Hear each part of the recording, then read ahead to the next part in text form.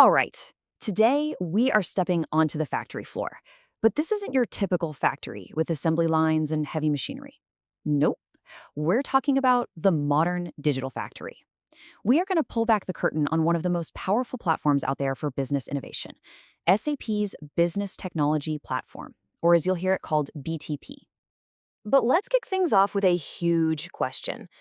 This is the thing that probably keeps a lot of tech leaders up at night. How do you build cool new stuff, connect all your different systems, and, innovate on the fly without breaking the core systems that actually run your business? It is a massive challenge, and it's exactly the problem that SAP BTP is built to solve. So, what is BTP, really? Well, at its heart, it's this all-in-one cloud platform. I want you to imagine bringing together your database, some really powerful analytics, all your app development tools, and the guts to integrate everything, and putting it all under one roof.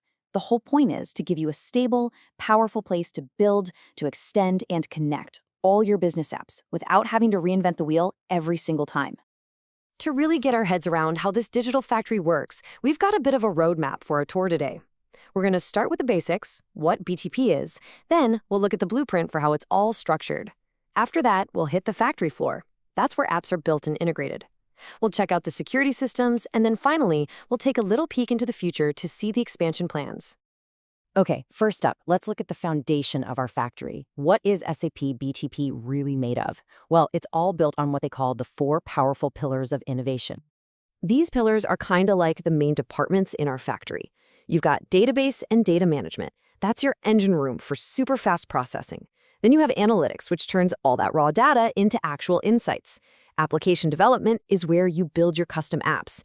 And intelligent technologies, things like AI, that's what makes everything smarter. The key is that they all work together to create this complete innovation engine for your business. All right, so now we know about the different departments. Let's take a look at the factory's actual blueprint. How do you organize all this digital property on BTP?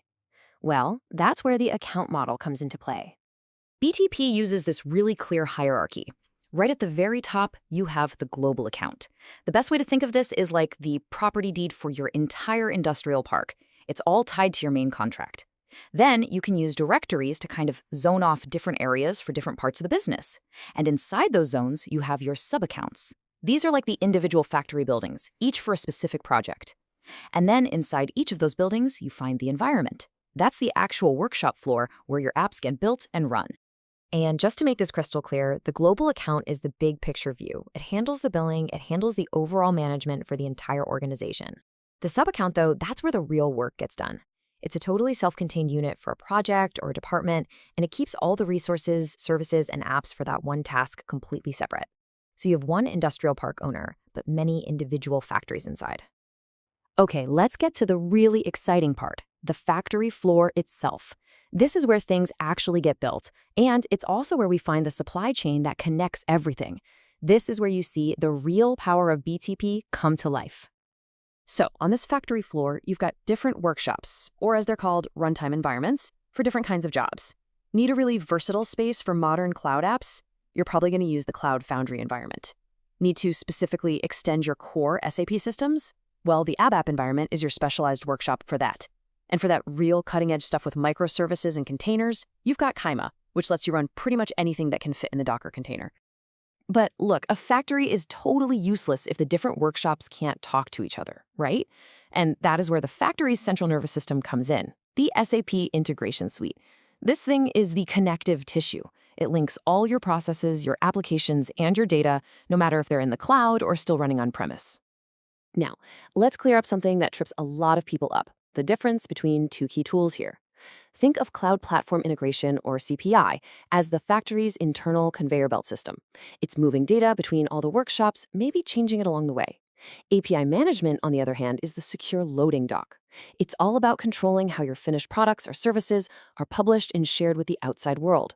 So one is internal movement, the other is external shipping. Of course, no modern factory is going to operate without a world-class security system. So let's talk about how BTP protects all your valuable digital assets, and it does it with this really comprehensive, multi-layer defense.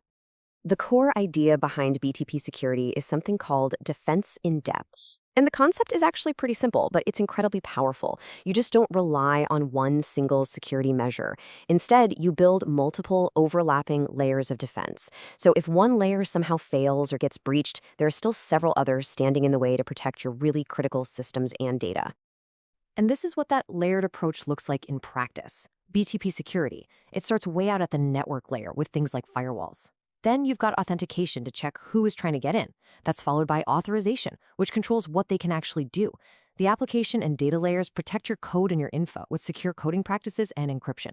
And then finally, the monitoring layer is like the security camera system, just keeping a watchful eye on everything with audit logs and security alerts.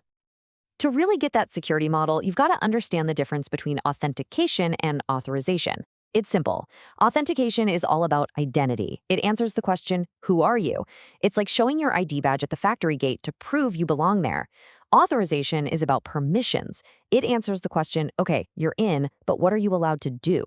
This is like your key card, which only opens the specific doors and rooms that you actually have access to inside the factory. So, to wrap up, let's look ahead. Because this digital factory, it is not standing still, not at all. Let's take a quick look at the expansion plans and see where SAP BTP is headed next. The future of BTP is frankly incredibly exciting. We're seeing this huge push into generative AI with things like the Joule Assistant. Low-code and no-code platforms are making it possible for way more people to create their own applications.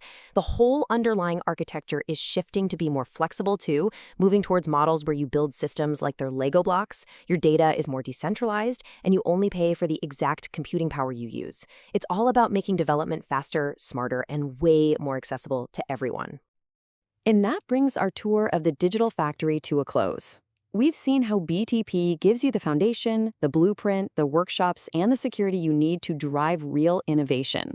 So really, the only question left is, with all these incredible new tools and possibilities at your fingertips, what are you going to build next?